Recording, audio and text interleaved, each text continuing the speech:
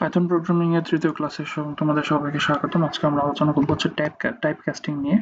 Type casting হচ্ছে যে কোনো একটা ভ্যারিয়েবল, সেটা ডেটা টাইপ কোনটা সেই যে সহজে আমরা বের করতে পারবো এই টাইপ কাস্টিং এর মাধ্যমে। বেসিক্যালি টাইপ কাস্টিং বা হচ্ছে টাইপ হচ্ছে একটা একটা ফাংশন।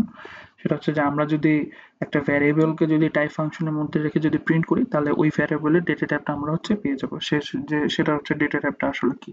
চলো আমরা একটা হচ্ছে কোড দেখি, কোড দেখে একটু বোঝার চেষ্টা করি। আমরা এখানে একটা ভ্যারিয়েবল নেই, যেটা নাম দিচ্ছে হচ্ছে আমরা টেস্ট ভ্যারিয়েবল। ওকে, আমার লেখার মধ্যে কোনো ভুল নেই, এই জন্য দেখো কালারটা চেঞ্জ হয়ে গেছে, এটা কিন্তু একটু নীল নীল দেখাচ্ছে। ঠিক আছে, এটার ভিতরে আমরা যদি একটা ভ্যালু অ্যাসাইন করি, যেমন 56.06। ওকে, লেখার পরে আমাদের প্রথম কাজ কি ছিল, যে প্রিন্ট ফাংশনের মাধ্যমে হচ্ছে আমরা করতেছিলাম কি, এই ভ্যারিয়েবলটাকে কিন্তু কল করতেছিলাম। এই পর্যন্ত কি বোঝা গেছে আমাদের? ঠিক আছে, আমরা এই পর্যন্ত কিন্তু যদি বোঝা থাকে, আমরা একটু কোডটা আগে রান করে দেখি।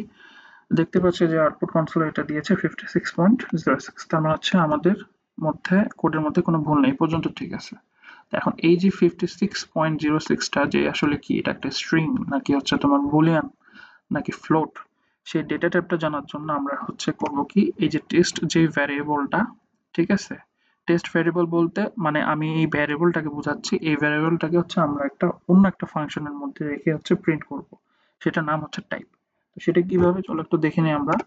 প্রথমে আমাদেরকে হচ্ছে প্রিন্ট দিতে হবে, প্রিন্ট দেওয়ার পরে হচ্ছে ব্র্যাকেট দিয়ে আমাদেরকে আগে লিখতে হবে টাইপ। এখন টাইপের মধ্যে আবার হচ্ছে আমাদেরকে সেই হচ্ছে যে টেস্ট ভ্যারিয়েবলটা সেটাকে রাখতে হবে। দেখো আমার কথাটা কি বোঝা গেছে? দেখো প্রথমে আমরা প্রিন্ট ফাংশন নিলাম, প্রিন্ট ফাংশন নেওয়ার কারণে একটা প্রথম বন্ধনী হয়েছিল, প্রথম বন্ধনী আসছিল, তারপরে সেটার মধ্যে আবার হচ্ছে আমি যখন টাইপ লিখছি, টাইপ লিখে আবার ওখানে প্রথম বন্ধনীর মধ্যে এই যে টেস্ট ভ্যারিয়েবল যেটা রয়েছে, ঠিক আছে, সেটাকে রাখছি। টাইপ ফাংশনের মধ্যে টেস্ট ভ্যারিয়েবল অর্থাৎ যে ভ্যারিয়েবলটা নিচে আমি সেটাকে রাখছি। রাখার ফলে এখন দেখো আমরা যখন হচ্ছে একটু দেখবো রান করলে দেখো এই যে আউটপুট কনসোলে দেখো 56.06 এটার ক্লাস তারা দিয়ে রাখছে হচ্ছে ফ্লোট।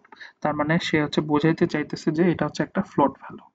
ঠিক আছে, এখন আমি ফ্লোটের জায়গায় ধরো এখানে শুধুমাত্র 56টাকে যদি নিই, তাহলে দেখো যে টাইপ কাস্টিং এর মাধ্যমে হচ্ছে আমরা তার ডেটা টাইপটা কিভাবে এখন জানতেছি। দেখো দেখো 56 কিন্তু এবার কিন্তু আর ফ্লোট নেই, সে কিন্তু পুরোপুরি ইন্টিজার হয়ে গেছে। দেখো, তাহলে এই যে টাইপ কাস্টিং এর মাধ্যমে আমরা সহজেই হচ্ছে এটা নির্ধারণ করতে পারতেছি, যখন এটাকে টাইপের মধ্যে আমরা এই যে ভ্যারিয়েবলটাকে রাখতেছি, সে আমাদেরকে বলে দিচ্ছে যে আসলে এই ডেটার টাইপটা আসলে কি। এখন যদি আমরা আবার এটার মধ্যে ধরো এরকম কোনো কিছু রাখি, যে রহিম, ফাইলটা সেভ করে যদি একটু রান করি, এই যে দেখো এখানে খেয়াল করো, রহিম তারা আমাকে হচ্ছে রিটার্ন করছে, রিটার্ন করার পরে তারা আমাকে আবার এটাও বলে দিছে যে এটা হচ্ছে একটা স্ট্রিং ভ্যালু। আমার কথা বোঝা গেছে আশা করি। তো এই যে টাইপ ফাংশনের কাজটা আমরা আশা করি বুঝতে পারছি। ঠিক আছে, তাহলে হচ্ছে আমরা এটা বলতে পারি যে টাইপ ফাংশনের মাধ্যমে হচ্ছে কি আমরা জানতে পারতেছি কি, ডেটা টাইপ সম্পর্কে। ঠিক আছে, তাহলে বোঝা গেছে যে এই টাইপ ফাংশনের কাজ কি। এটা হচ্ছে আমরা যে ডেটা টাইপটা আসলে কি, এই ফাংশনের মাধ্যমে হচ্ছে আমরা এটা নির্ধারণ করতে পারতেছি। ধন্যবাদ।